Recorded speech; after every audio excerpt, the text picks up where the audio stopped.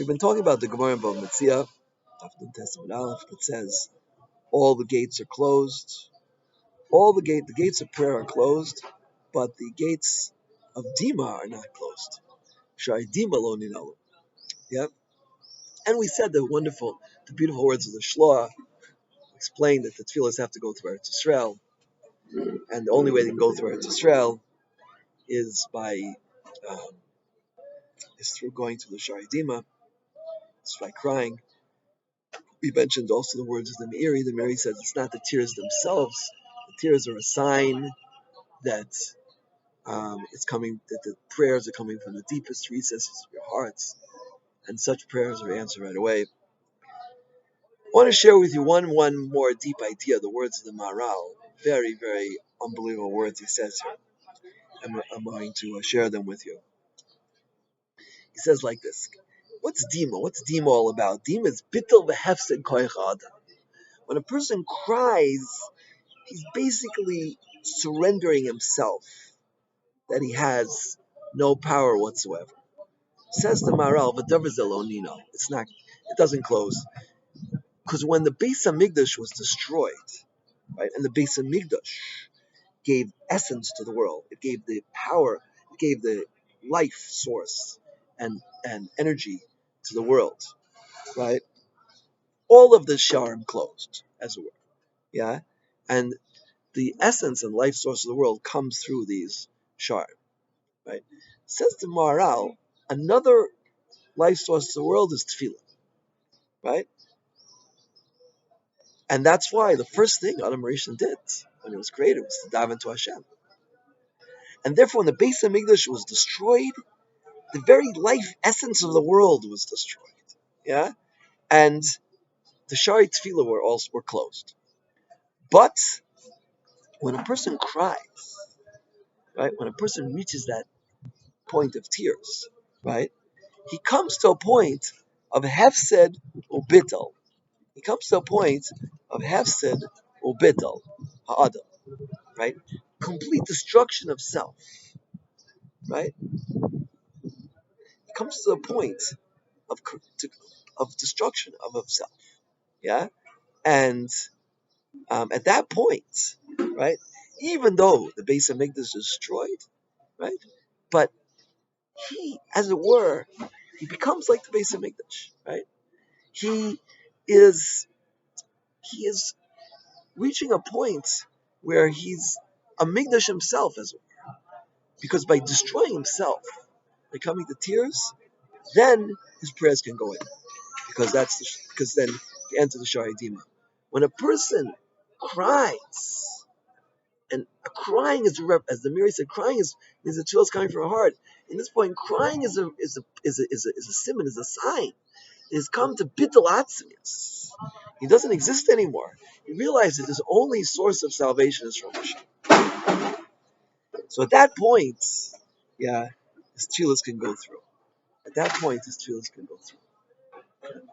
Says the Maharal, also on Noah, when a person is verbally abused, yeah, how do you feel when you're verbally abused? Anyone who's been verbally abused knows. He says it's bittul hanefesh. Ki'ilu oso shemakabel hanoah eno nechshav l'kol. It's the same type of concept. Yes, crying. It's like you're God. It's like you're destroyed.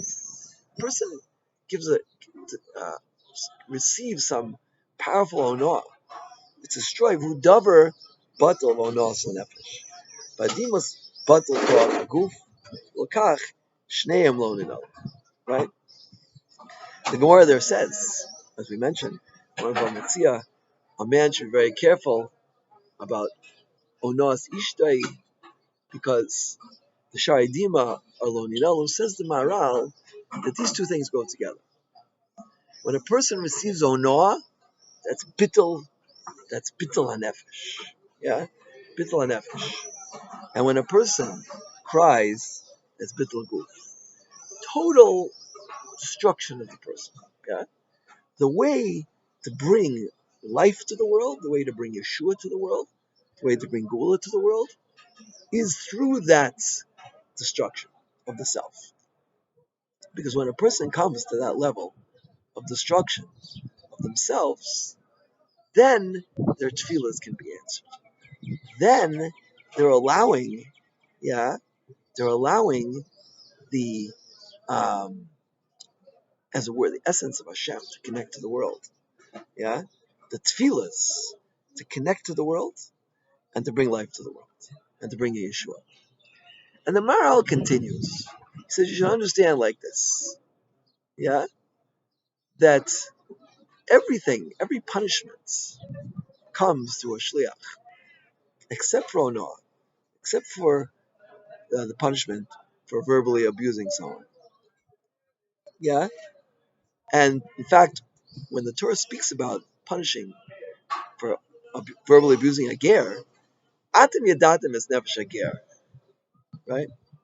Because it's the nefesh. You're touching on the nefesh. Yeah, when a person says Onoah to another person, yeah, he's he's we're destroying their nefesh, and by destroying their nefesh, you are uh, you're doing a very, very, very, very powerful, very, very powerful. So that's something we have to know.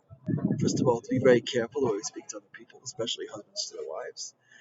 But second of all, yeah, if we are the victims of verbal abuse, yeah, right, and it brings you to tears, right, that's complete shattering of the self, the nefesh and the goof, complete shattering. And that moment, yeah, the person davens to Hashem, his tefillos will be answered.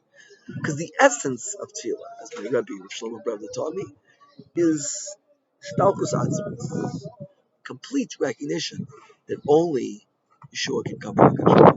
As long as we are holding on to ourselves, it's hard for us to have that recognition.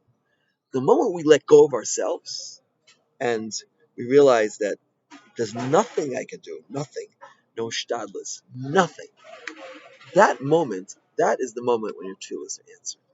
And everybody out there is suffering, right? Everyone out there is suffering, as we say. V'toch shar aveli tzion of Yerushalayim. We're all suffering. As I sit here in front of the Kaisel, and I'm watching people davening on Yom Ha'atzmaut, I'm watching people not davening for Yom Ha'atzmaut. Some people are saying Eicha, some people are saying Hallel, yeah? And whatever a person chooses to do, I'll be the Hurrah of Gedolei Torah. There's a group of people going up onto the Temple Mount, right? Obviously, we received the psak that is permitted. Whatever it might be, whatever way a person chooses to um, express his pain over the fact that we don't have a base of English, over the fact that a Kosh Baruch Hu is banished from his home. As the Gemara in the beginning of Bracha says, 3 mishmaros a night, and during every mishmar, Kodesh Baruch cries out, Oile, Oili, she, I'm banished from my home, right?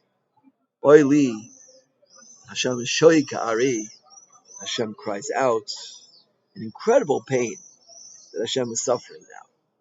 Incredible pain, right?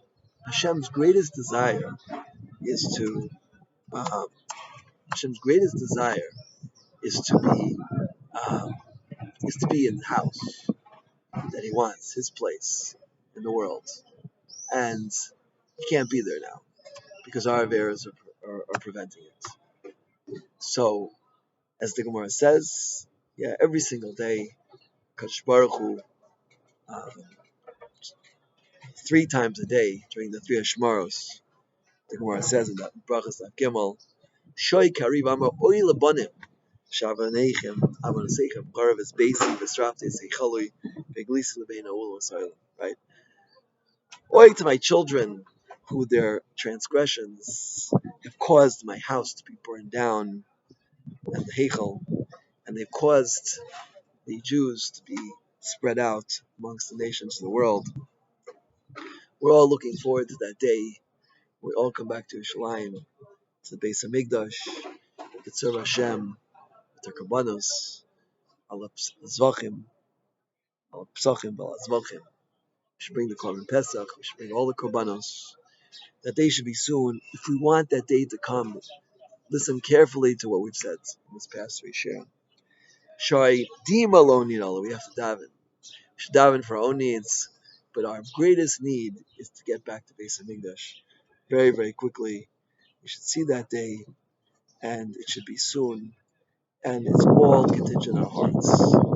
Number one, bring our hearts together now and see this kingdom for every Jew. And number two, directing our hearts to Hashem, right? Feeling Hashem's pain. Sharidim alone, feeling that pain of Hashem and expressing that through our tefillah. Amen.